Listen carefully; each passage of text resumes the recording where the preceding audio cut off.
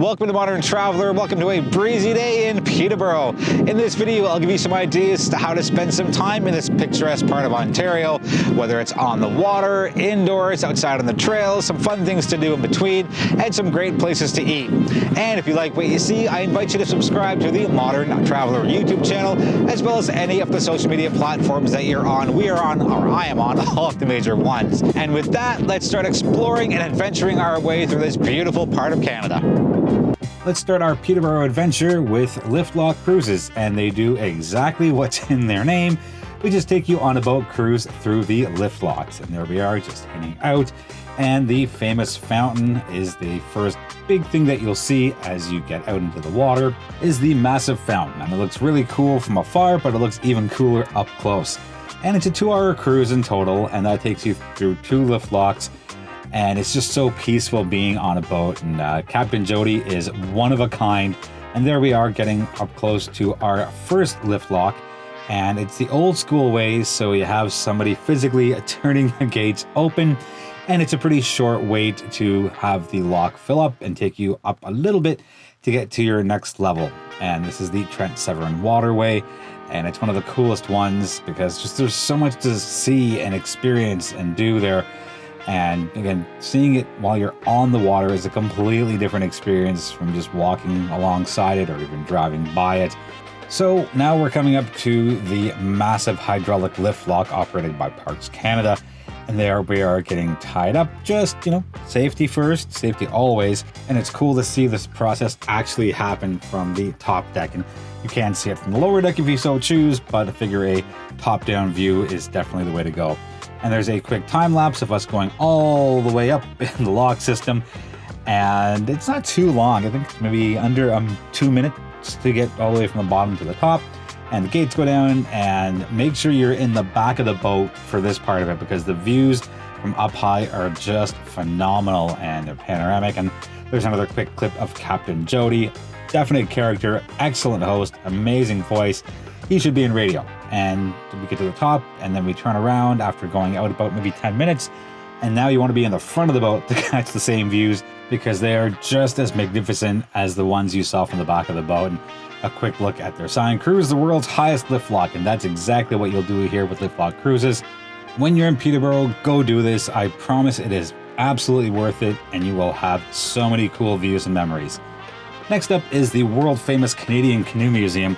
It's been opened at this location for a couple of years, and I always go straight to the dock and just look at that canoe and look at the water. It just makes me feel calm and at peace. Once you're inside, look up, look at what's at eye level, and just look around, because there's so much in here, but it doesn't feel crowded or cluttered. Everything is so tastefully done, and there is so much history here. And there are stories behind so many of the different canoes here, and where they've been, and who's owned them, and who's paddled in them. Again, it's one of my favorite places, and maybe it's because I'm an avid kayaker and I love being on the water, and because I'm a Pisces. Could be any one of those.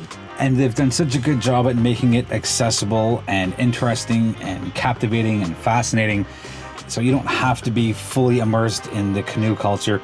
You just appreciate Canada and Canadian history and some really cool stories along the way. So whether it takes you an hour, 2, 3, 4 hours, take your time going through the Canadian Canoe Museum. Next up is Art Space, and it's an artist-run center, and there's Leslie, the executive director. She is so bubbly and personable and friendly, and I had an excellent time just talking with her and learning more about Art Space and what they do and how they do it and why they do it. And one of the volunteers popped by completely coincidentally, and he just spoke so highly of just being a part of the art space. And this is a look at the current exhibition. They do a few per year, so definitely go back and check it out and take a look online and see what they have going on.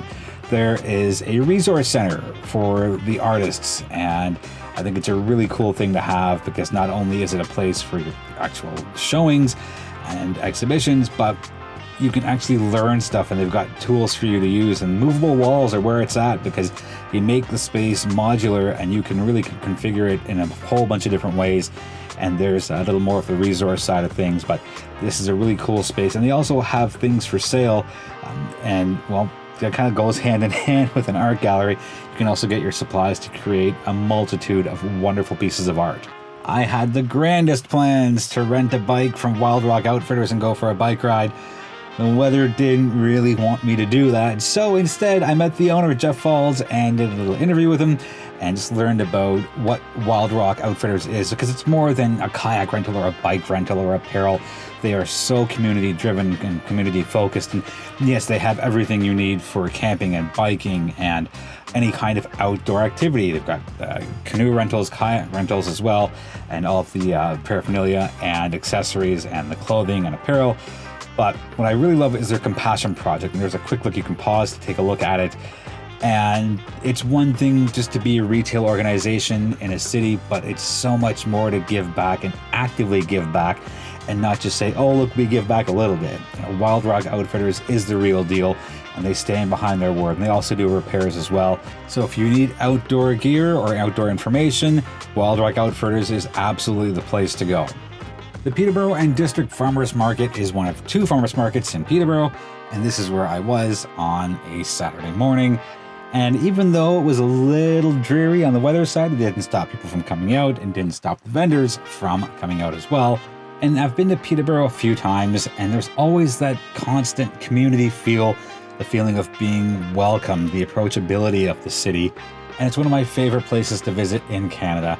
And yes, I may have picked up a couple of treats along the way and a cup of coffee, because on Saturday mornings, coffee makes everything just a little bit better. Well, at least for me it does. There's live entertainment, there's your fruits and vegetables and meats and arts and crafts, and it's just a really all-encompassing place for a farmer's market. And if you live in the Greater Toronto area like I do, you can easily get your stuff home without it going bad, and that's the beauty of a one-tank trip. Let's jump to the food side of things, and Peterborough is one of my stops, and I had the booth right by the pizza oven, and that meant I got to see this happen live, got my pizza being made right in front of me, and this is Paulo, and very conversational, very friendly, and just made the experience that much better, because it's one thing to get good food, but if you get a good experience overall, and you can interact with some of the staff outside of the regular conversational pieces, again, food tastes that much better when you have a personal conversation with somebody along the way.